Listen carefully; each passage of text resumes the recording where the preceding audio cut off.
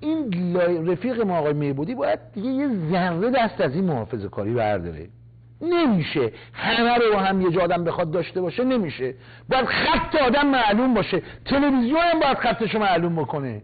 اینجوری نیست که من هر روز آقا بذارید آقا اگه کسی از این آهنگ از این صدا خوشش میاد، خب این دیگه اونم میبودی شاعر ترانه سر میبودی، ما رفیقیم با هم، ما سابقه هم دیگه رو خوب میدونیم.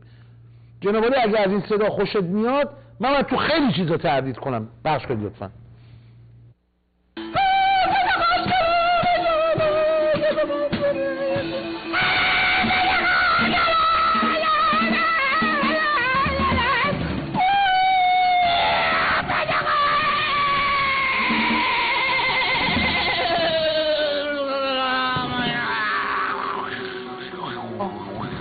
جان من ها چون ایشون خوشش میاد یه دفعه به افتخارشون پخش کنید دوباره از اول همین تیکه رو یه بار دیگه، چون آقای میبودی طرفدار این صدا هستن.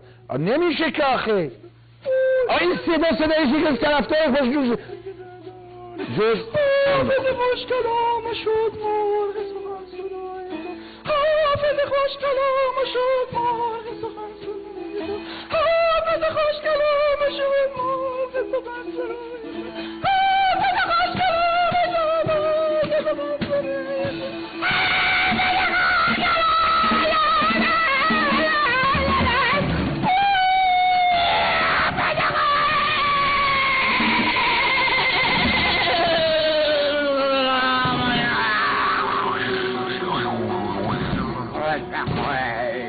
اصلا میشه به افتخار محمدی بزنیم یه سر یه CD از این پر کنیم یه برنامه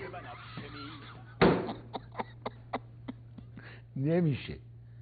آدم در آن واحد نمیتونه همه رو با هم داشته باشه.